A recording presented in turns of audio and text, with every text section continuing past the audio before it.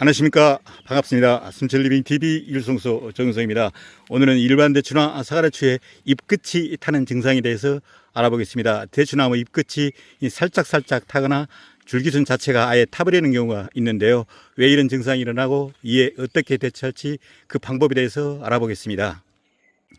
요즘에도 잎끝이 타는 증상에 대해서 물어보시는 분이 계시는데요. 제가 벌써 2, 3년 전에 이러한 문제점을 인식하고 1년 동안 연구를 해서 잠정적으로 결론을 내렸습니다. 그리고 대책을 마련하였습니다. 제가 지난해 이러한 대책을 제 채널에 올려드렸는데 아직 전파가 확실히 되지 않은 것 같습니다. 그래서 오늘 다시 확실하게 정리해 드리겠습니다. 사과대추나 일반 대추를 텃밭에서 몇 그루 기르시거나 전문적으로 농원을 운영하시는 분도 계실 건데요. 오늘 강의가 상당히 유익할 걸로 생각합니다. 저도 지난해 이 사과대추 나무를 새로 심었는데 70그루 중 10그루 정도가 그런 증상을 보이고 있습니다. 그럼 일단 이 증상에 대해서 알아보겠습니다. 사과대추 나무 잎이 타는 증상은 크게 두 가지로 나눠볼 수 있겠습니다. 먼저 사과대추 나무 잎끝이 이렇게 살짝살짝 타는 경우가 있겠습니다. 완전히 타지 않고 잎끝만 이렇게 살짝살짝 탔습니다. 그리고 나머지 하나는 이렇게 줄기순 자체, 줄기순 끝이 이렇게 타버리는 경우가 있습니다. 이렇게 잎끝이 살짝살짝 타는 경우는 큰 문제가 되지 않습니다. 시간이 가면서 회복이 되니까 그냥 두시면 되겠습니다. 걱정할 필요가 없습니다. 문제가 되는 것은 이렇게 줄기순 끝이 타버리는 경우가 되겠습니다. 이렇게 줄기순 끝이 타버리면 생장점이 없어지기 때문에 더 이상 크지 못하고 주춤하게 됩니다. 그리고 나무 자체도 부진하게 됩니다. 성장이 아주 부진하게 됩니다. 이 나무는 지금 줄기순 끝이 탄 것과 그렇지 않은 것이 섞여 있습니다. 이 줄기순 끝은 탔죠. 그런데 여기는 줄기순 끝이 탔어도 저가 잘났기 때문에 큰 문제가 되지 않습니다. 그리고 이 가지는 지금 줄기순 끝이 타지 않았습니다. 정상적으로 커서 올라가고 있습니다. 그리고 이쪽은 잎끝이 살짝살짝 타긴 했는데 크는데 전혀 문제가 없습니다. 그런데 이 나무에서 가장 문제가 되는 것은 나무의 중심가지, 즉 주간의 연장선으로 자랄 이 가지순의 끝이 타버린 겁니다. 이게 가지순 끝이 타버렸는데요.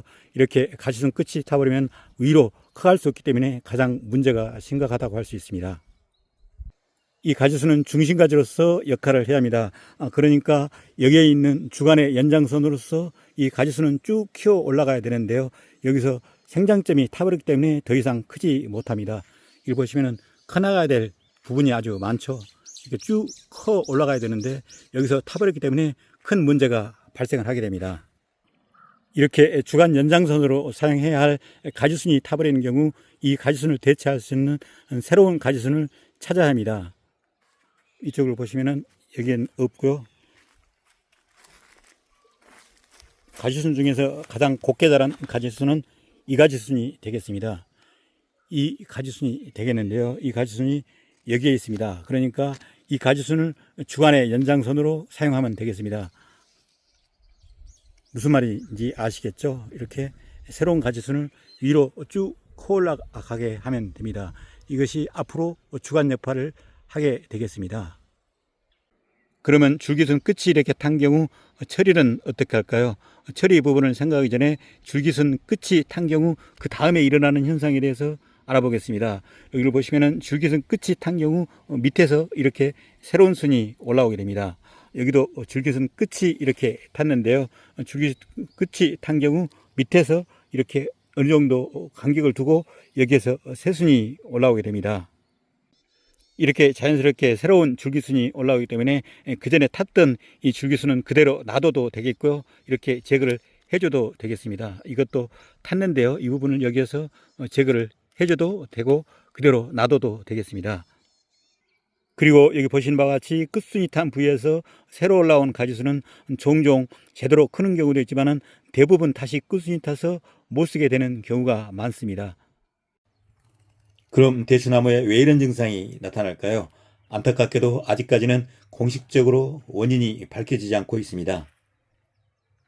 일부에서는 이상 기온으로 인한 냉해 때문에 그렇다, 강한 햇빛 때문에 그렇다, 혹파리와 같은 충해 때문에 그렇다, 병의 영향이다 등등 여러 가지 주장이 있지만 어느 것 하나 신빙성이 없어 보입니다.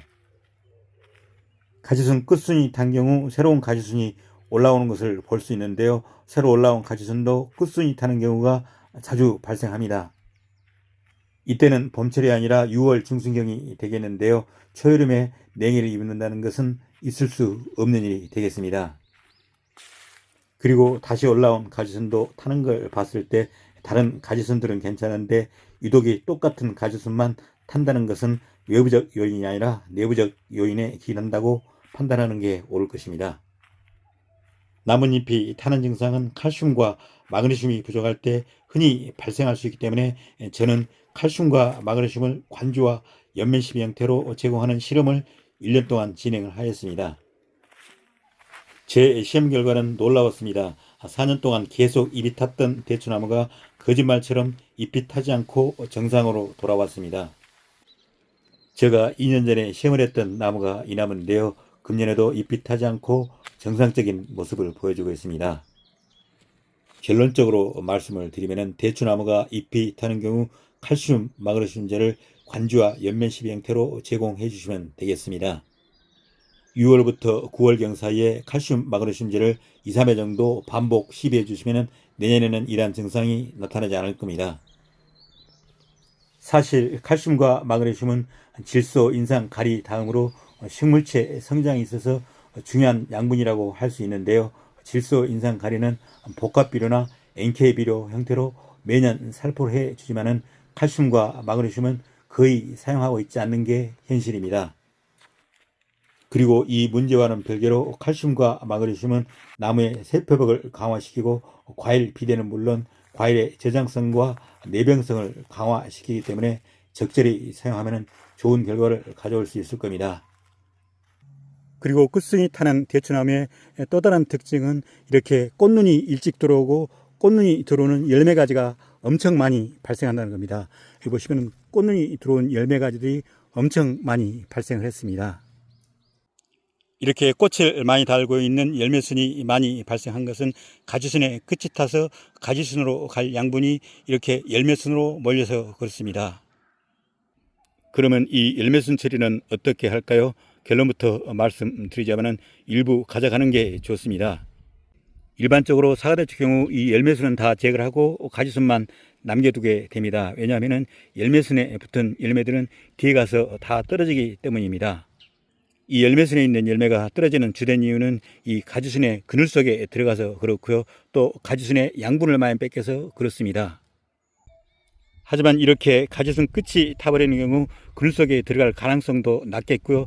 또 가지순의 양분을 뺏길 가능성도 낮습니다. 그래서 열매를 맺을 수 있습니다. 따라서 일부 열매순을 남겨서 거기에 열매를 달아가시면 되겠습니다. 그렇다면 열매순을 얼마나 남길까요? 너무 많은 열매순을 남긴 것도 좋지 않겠고요. 햇볕이 잘 들고 바람이 잘 통하도록 일부, 그러니까 가지당 2~3개씩 남겨놓으시면 되겠습니다. 한번 보여드릴게요. 여기 보시면은 여기도 너무 많은데요. 이렇게 열매순을 제거를 합니다. 일부, 여기도 열매순이 아주 많은데요. 여기에 보면 이렇게 해서 3개 정도 하고요. 이쪽에도 그늘 기우니까 이런 열매순들은 제거를 하면 되겠습니다. 그럼 이쪽도 한번 보겠습니다. 이쪽도 열매순이 좀 겹쳐 있는데요. 이런 겹쳐 있는 열매순은 제거를 해줍니다. 이렇게 제거를 해주고요. 이쪽에 보시면은 이건 지금 방향성이 좀 괜찮죠. 그런데 이건 좀 열매순이 적습니다. 이런 적은 열매순은 제거를 하고요. 이렇게 큰 열매순 위주로 남겨놓으시면 되겠습니다. 반대편으로 한번 가볼까요? 이쪽에도 지금 열매순들이 사이에 끼었는데요. 이런 사이에 낀 열매순들은 제거를 해줍니다. 그리고 이쪽에도 지금 열매순이 위로 겹쳐 있는데요. 열매순은 제거를 합니다. 그리고 이쪽을 보시면은 지금 긴 열매순이 있는데요. 이런 긴 열매순은 남겨주시면 되겠습니다. 그리고 이것도 안쪽으로 끼어 있는데요. 이렇게 낀 열매순들은 제거를 합니다. 그리고 이쪽에도 보시면은 건강한 열매순이 이쪽에 1~2개가 있는데요. 이쪽 안쪽에 있는 것은 좀 이쪽이 그늘 속에 들어갑니다. 그러니까 이런 안쪽에 있는 그늘 속에 들어가 있는 이런 열매순은 제거를 하면 되겠습니다. 그리고 이쪽에도 겹쳐 있는데요. 이렇게 겹쳐 있는 열매순은 제거를 해주고 이쪽에도 지금 겹쳐 있는데요. 하나만 남겨놓고 옆에 있는 이런 짧은 열매수는 제거를 하면 되겠습니다. 이쪽에도 안쪽으로 들어가 있는데요. 안쪽으로 들어가 있는 열매수는 제거를 해주겠습니다.